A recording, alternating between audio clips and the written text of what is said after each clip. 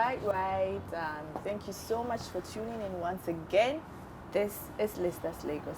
And then today I have with me one of the controversial people you could ever think of, right here with me in the studios. And I must say I am so honored and I appreciate him so much for making time out of his busy schedule to be here with us today.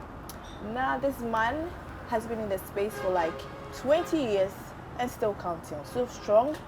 A talk show host. I mean, like a radio talk show host, and then a broadcaster as well. He's thrived so well in the media space. I mean, I must commend him for his works. And then we are going to go into his kind of controversial ways of speaking and then bringing people to book, especially our religious leaders. That is where I am so intrigued about. So we're going to go straight into the conversation that the freeze Mr. Olarinde is my guest for today. You go to Pente, hey, pastor go dey misquote scripture authoritatively. Wetin he no know, he go dey teach. I go sit down, dey look and say, Emma Bamike.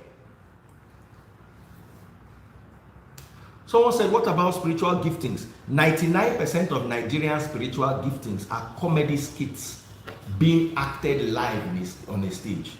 Welcome to the show. Thank you very much. It's an honor to be here with you. And I'm glad that you're here in Nigeria. Exactly.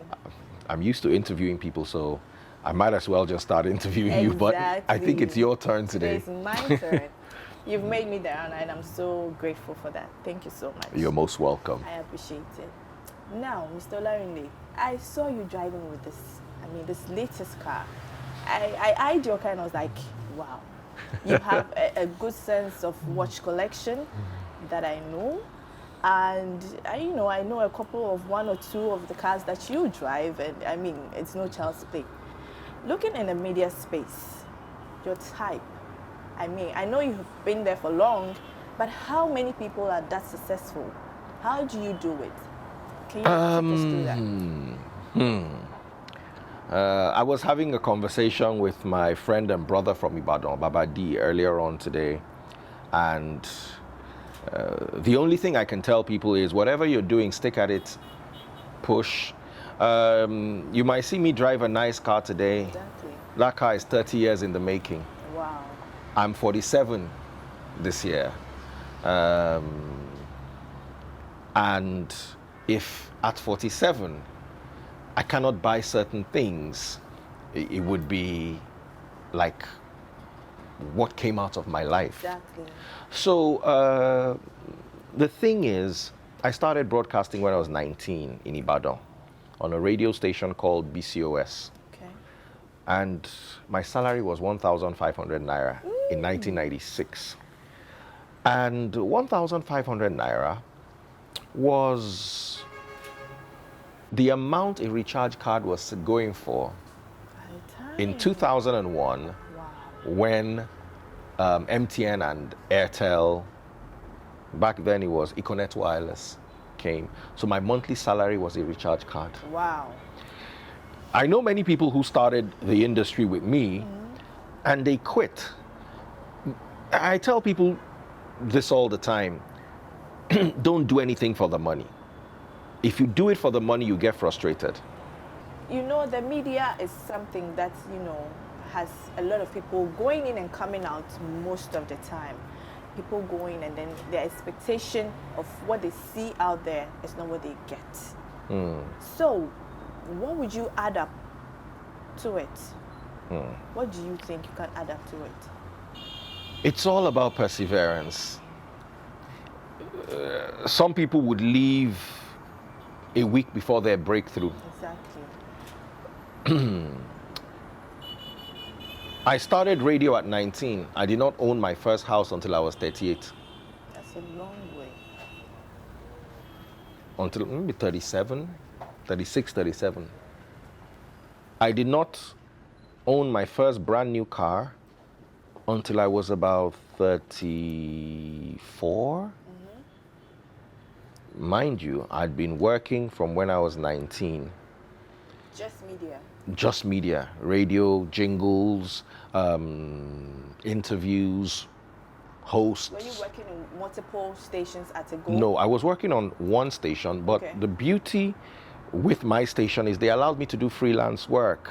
Exactly. So I could do voiceovers, I could represent brands, I could host, I could be an MC for events, you know, and it was tough at the beginning.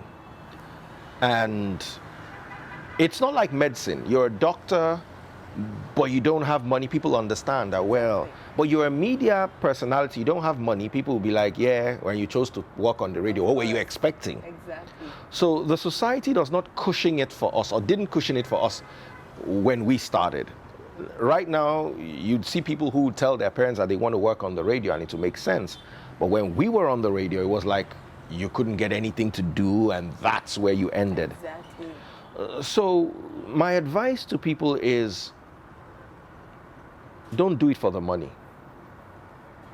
Do it for the passion, do it for the love, do it for the industry. Money may come or may not come. If it doesn't come, you're still happy. And if it does come, you're happier. Exactly. But when you do it for the money and the money doesn't come, voila go deal. Looking into the media space and the kind of people that it has produced, would you say you have been successful in it? And one would ask, how did you do it? First of all, let's start by defining success. Anyway. Success for me is being able to to have an impact on the society, being a change agent, having a purpose. In that, I would say I'm very successful. Success for me is also happiness. Am I happy? Do I have a structure around me, a family structure that helps me, that is there for me, that I'm there for? I would say 100%. So that's success. Financially, I'm sure there are more people who have done better than I have financially, but I wouldn't look at myself and consider myself poor. So as long as I don't have to beg to eat, as long as I don't have to grovel, you understand, Exactly. before I can put a meal on the table for my family, then I think I'm successful. And then let's move on to your transition from traditional media to social media. I mean, it's like a huge change. I mean, an immense thing. Moving from traditional straight into social media without any kind of difficulties and all that.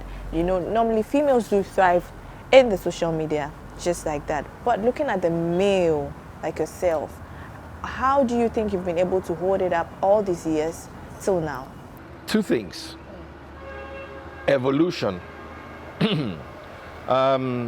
Charles Darwin's theory on natural selection speaks on the ability of a species to survive if it can adapt. Okay.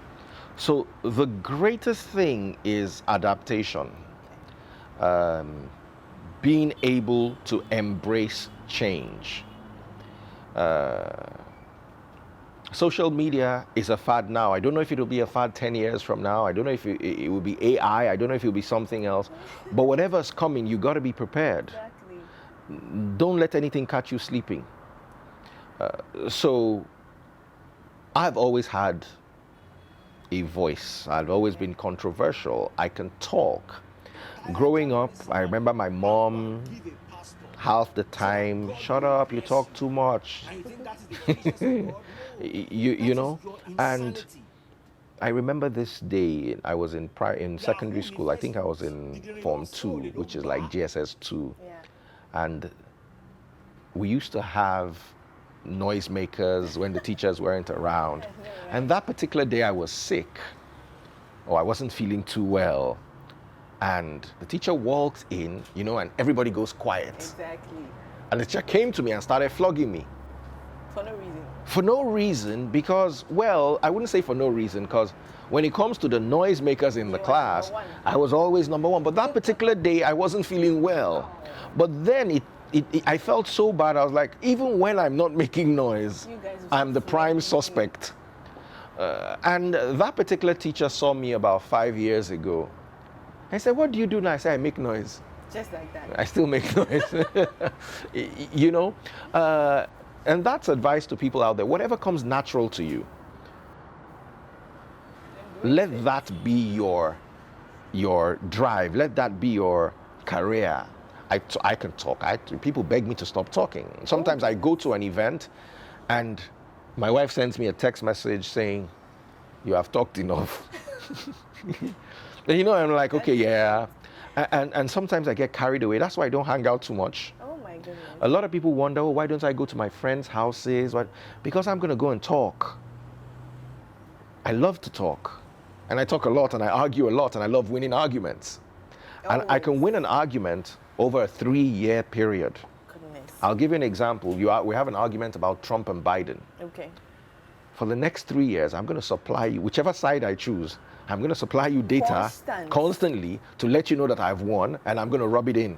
Oh, goodness. So when I had that, initially growing up, I saw it as a problem, but then I realized it was a gift. And it helped me move to the next level. Exactly.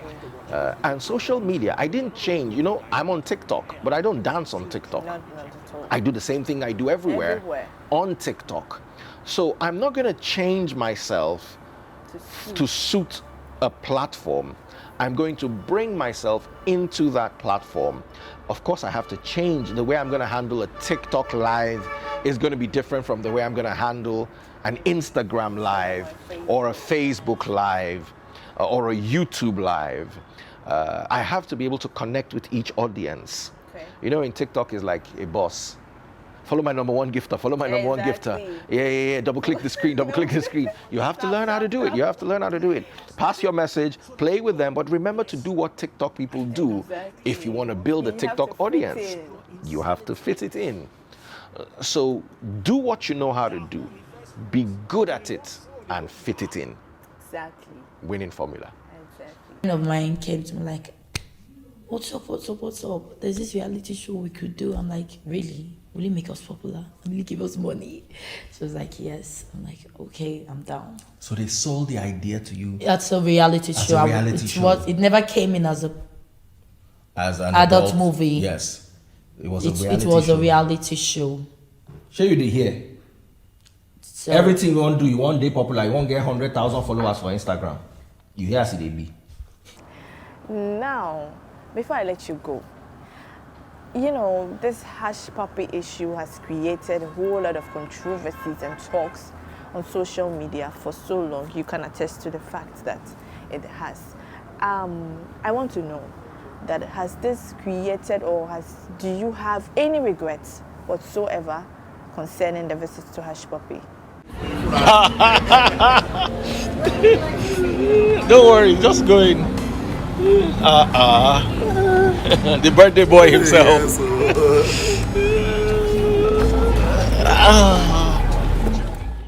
None at all. That was my best interview ever. Regrets? That's a work of art. They call me, at least I get 1 or 2 calls a month from the BBC, from foreign media to do interviews over that interview. Wow. Oh, yes.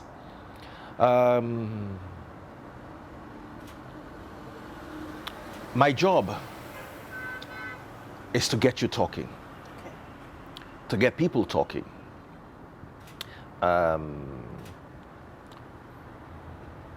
Going to Hushpuppi was about 2 years in the planning. Yeah. It's not easy for Hushpuppi never gave anybody an interview, Yes. but he gave me an interview because I developed a friendship with him, you know, Over that period. over a 2-year period, or maybe more than. I'm just estimating to about 2 years. Random, hi, how you doing? Hello, checkups, you know. Then conversations about pastors. You know, he had his own opinions about pastors, and we vibed on that. And my radio station was organizing a trip to Dubai. Okay. So it was a Cool FM trip that took me to Dubai. I didn't go So you to didn't go interview her, personally? but I told him I'm coming to Dubai. I'd met him a year or two before. I had a Samsung event in Okay. Dubai. So I got there, I didn't know anybody in Dubai, and I was like, I'm in Dubai. And he reached out, says, yeah. So we met up at a restaurant, we had drinks, it was about 30 minutes or an hour. It was a popular Nigerian hangout in Dubai. The owner is now late. So, we've seen now, so we started vibing, And then when I went for the Cool FM holiday, it was supposed to be a Kenya, Dubai, Oman event. So I got to Dubai, I was like, hey, I'm in your town. And it was his birthday. So I showed up at his birthday. It was at the Burberry lounge in the Dubai Mall or the Emirates Mall, one of the malls. There was a Burberry store, and upstairs they had a lounge. I didn't even know Burberry had something like that. So went there. Of course, I brought out my cameras. I'm a content guy. Everywhere is content. Oh, boy. I just whipped out my camera, started recording. So I took little snapshots and here and there, and he really respected me. And we went to like 3 or 4 different bars that night. I was just recording my own content. Me, I knew I was going to, even if I didn't get an interview, I had enough content to post. Then we hung out at a friend's, we had a mutual friend, someone I knew from the industry in Nigeria, and he also knew him. So I went to the person's house and he also came. So we had dinner. I whipped out my camera again, recording everything. It's my work. I'm a content guy. So, recorded that. And then the next day or 2 days later, he invited me to his house. So I went to his house in the Versace Plaza, and I whipped out my phone again and started recording. And, I'm very subtly persuasive. Okay. I know how to get you to talk about what you don't want to talk about. How far? This house is very nice. Can we see? Oh yeah, let's go upstairs. So open the bedroom, open the sauna, open the pool. I was shooting away, having conversations, asking questions. So, it was the interview itself, if I remember clearly, was maybe 30 minutes. The rest was just how we got there, Dubai, all of that. The day before that, there was a day in between, his birthday and I think the day after. I met up with Regina Daniels and Ned Nwoko. They invited us to dinner, and I whipped out my phone again, and I had a Ned and Regina interview this. It wasn't, you see, so people think that I flew to Dubai to interview Hushpuppi. No, I went on holiday to Dubai, but I'm a content guy. I know how to create I'm driving on the road, I see somebody driving rough, I whip out my phone, create a content about it. So right there at dinner, I had a fantastic interview with Regina and Ned Nwoko, and she was rubbing his hair and saying, oh, it's my baby. Caught all that on camera. To me, those are priceless moments. Oh, yes. So there's a misconception that Hushpuppi flew me to Dubai to interview him. Yeah, you see, the problem with the media is they assume, they make a lot of assumptions. Assumptions like Hushpuppi gave me money. Nobody gave me money. What I needed from Hushpuppi was the interview. I would have paid him for the interview. You understand? That just came to you. Yes, I would have paid. If Hushpuppi had said, you know what, give me $2,000 for this interview, I would have said, what's your bank account? You would have just sent it. So what I needed from Hush was the interview.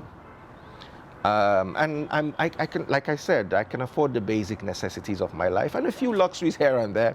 So I don't need anybody to give me anything. I don't need handouts. Of course, I sell my stars on Facebook and my gifts on TikTok and my super chats and super stickers on YouTube. But that's work. Going like that's work. But to ask an individual for money. The best I can do is, hey, loan me some money, which I didn't even do, if I need something. But you see, the problem with broadcasting is many people believe broadcasters are so dirt poor. Exactly. That's the notion. You understand? They believe broadcasters are dirt poor. They believe broadcasters go around begging for money with asking for brown envelopes, you know, and that's the norm. And those people are really throwing a stain on the industry.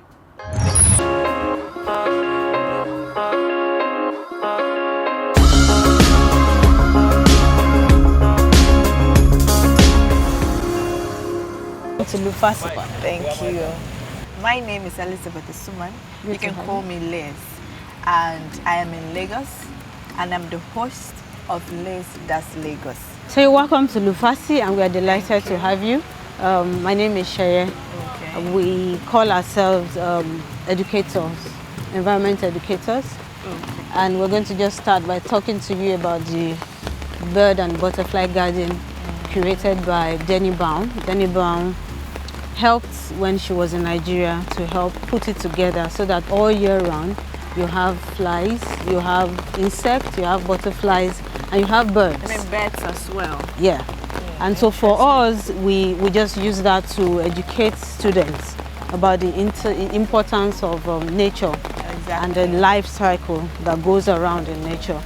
Here we just like to tell people about the importance of different canopies of green, right? If you notice, this is like the coolest place in the park because we have the ferns right on the ground, and from there they purify the air. So it makes it really interesting. And do they go any taller? Just a little more taller. Just a little more taller than this. They are there to soak up water, and they just give us fresh air from here. So people keep them in their homes, people keep them around. So these are the only plants you can find here? Majorly. And it serves as a home to the squirrels. You might not see them now, but we have the squirrels living there. Just enjoy. Do you have like a crocodile pond? No. So yeah, I'm seeing giant what? Giant sword ferns. These are the ones. These ones? Yeah, because there are different species actually. Okay. But this so is which what ones we are have the here. giant ones? These ones. Yes. Okay. These are the ones we have here. And how in the long park. do they take to go? Basically. It depends. Usually. These very ones? Yes. How old are they? These ones have been there for us since 2019. Since 2019? As far as I can remember. So generally the park was a farmland before. A farmland? Yes, about 30 years ago. And what kind of crops were being grown there? Potato, tomatoes. Okay. But then at a large extent, the palms. If you notice the palms, so it was like a plantation. And what kind of people do visit here, like mostly? Right now, we have a lot of people. We have foreigners coming. We have Nigerians. We have students as well. Because of our environment education, we have students coming to see. The place actually serves as an outdoor laboratory. So let's talk about the rescue center first. So the rescue center is basically that area where we have the animals that are rescued and rehabilitated. So normally we rescue, we rehabilitate, and we send them back to their habitat. Okay. But for the ones we are unable to send back, maybe because they are too domesticated or for other reasons, we keep them here. So for us, they help with research, they help to teach others, and they also make guests happy sometimes. Okay, so not to cut you, I'm seeing another pond here. Yes, like I said, this is erosion control. Okay. Yeah, so when the floods are high, it just flows in there. Okay, so this is just for that. Okay, back to the rescue. What kind of animals do you keep there? So right here, like I said, we don't want to keep too wild animals. Okay. So in here we have some monkeys. Monkeys? We have the turtle. Okay. We have civets. You have what? Civets. Civets? It's called African civet. Okay. So right now is not here. Oh,